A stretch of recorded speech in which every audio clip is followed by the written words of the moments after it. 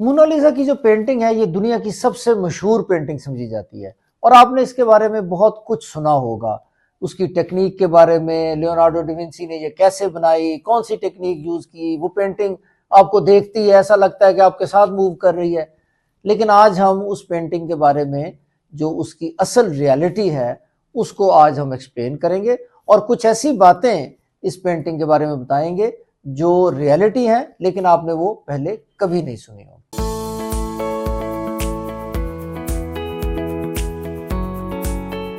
Mona Lisa painting जो है, इसके मशहूर होने की सबसे पहली रीजन ये है कि इसको लियोनार्डो डिविंची ने पेंट किया था। लियोनार्डो डिविंची जो है, he is one of the most famous artist of the world और इसको जो 5 या 6 मास्टर्स ऑफ आर्ट जिनको समझा जाता है, उनमें से एक लियोनार्डो डिविंची है। दूसरी जो रीजन है मोनालिसा की जो पेंटिंग है उसके फेमस होने की, वो ये है कि लियोनार्डो डिविंची ने ये पेंटिंग बहुत देर लगाकर बनाई, यानी बहुत सारा टाइम उसने इसमें सर्व किया इस पेंटिंग को पेंट करने में।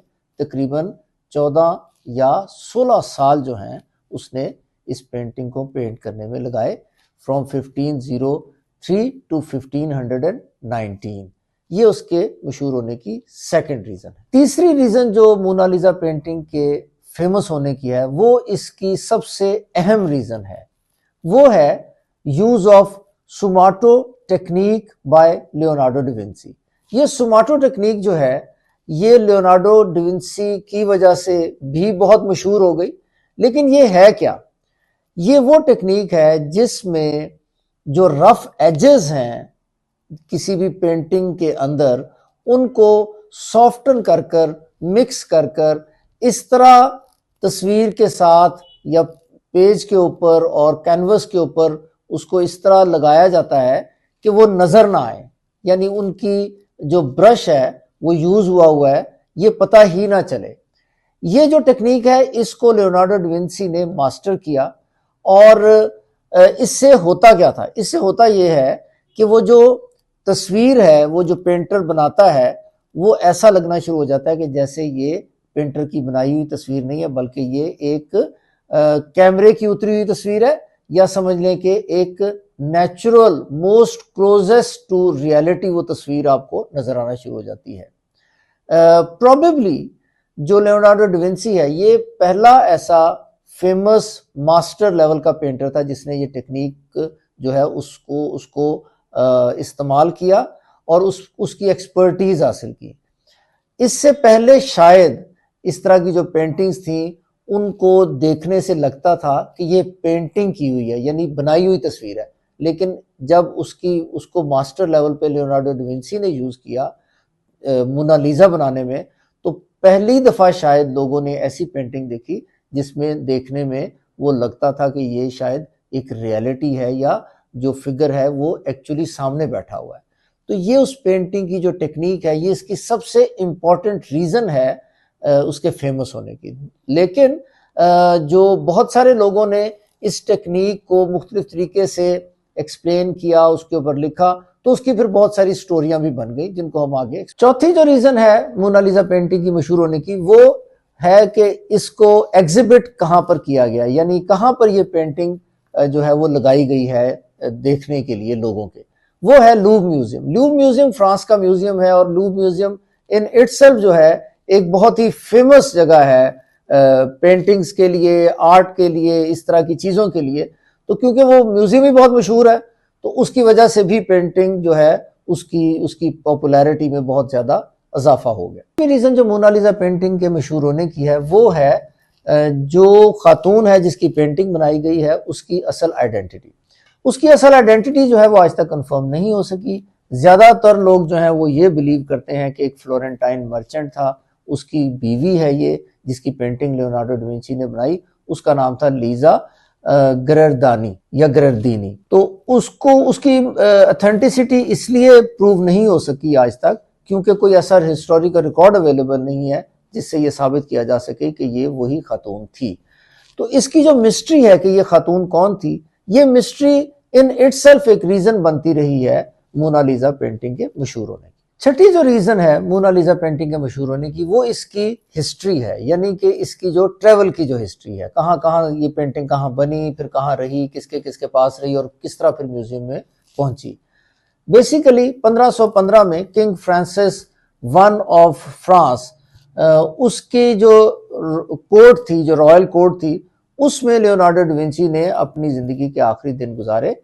उसी के पास ये पेंटिंग जो है उसकी रॉयल कलेक्शन का हिस्सा बनी, शुरू में वहां पे रही और काफी देर वो वहां पे रही।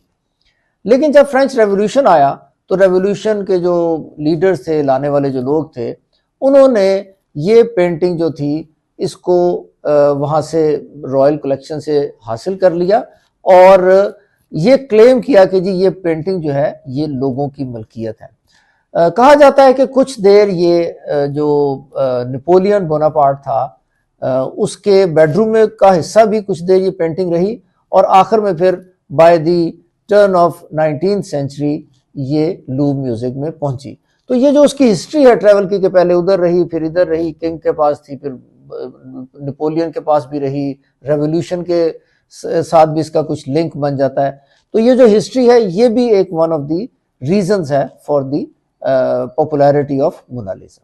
सातवीं और एक बहुत ही अहम वजह मोनालिसा पेंटिंग के मशहूर होने की, वो है 1911 में इस पेंटिंग का चोरी होने का वाकया। 1911 में ये पेंटिंग जो है वो लूव म्यूजियम से चोरी हो गई।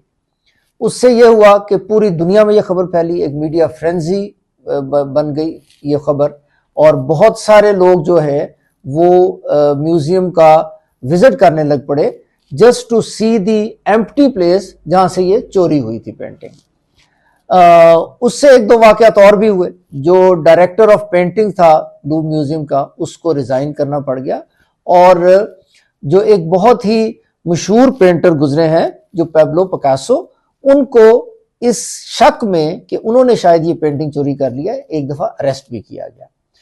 आखिरकार ये तकरीबन 2 साल के बाद ये पेंटिंग जो है ये मिल गई, जब फ्लोरेंस का एक आर्ट गैलरी का ओनर था, उसने रिपोर्ट किया कि किसी बंदे ने उससे राब्ता किया है ये पेंटिंग, मोनालिसा की ओरिजिनल पेंटिंग बेचने के लिए। तो उसके बाद ये हुआ कि वो शख्स जिसने राब्ता किया था उसके साथ 2 और लोगों को अरेस्ट कर लिया गया। उस शख्स का नाम, जिसने ये पेंटिंग चोरी की थी, उसका नाम था विंसेंजो प्रूगिया, और उसके साथ 2 लोगों को अरेस्ट किया गया। ये 2-3 लोग ऐसे थे जो किसी शॉर्ट पीरियड ऑफ टाइम के लिए कोई ग्लास कोई टूटा था म्यूजियम के अंदर, उनको उस ग्लास को रिपेयर करने के लिए इनको हायर किया गया। तो उन्होंने ये पेंटिंग जो थी इसको उतार के म्यूजियम के अंदर ही किसी अलमारी में रख लिया, और अगले दिन जब सुबह वो इधर से निकले तो पेंटिंग को लेके वो फरार हो गए। और उसके बाद बहुत देर तक उन्होंने अपने घर की या किसी इमारत की जो बेसमेंट थी उसमें इस पेंटिंग को छुपा के रखा, और आखिर में उन्होंने ये कोशिश की बेचने की फ्लोरेंस में, तो वो अरेस्ट हो गए।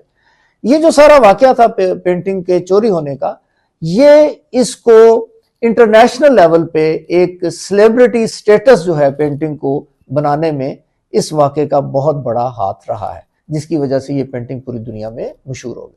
8वीं रीजन जिसकी वजह से मोनालिसा पेंटिंग मशहूर हुई, वो बहुत ही इंटरेस्टिंग है। वो ये है कि एक स्कॉलर थे जिसका नाम था मार्शल डुचैम्प।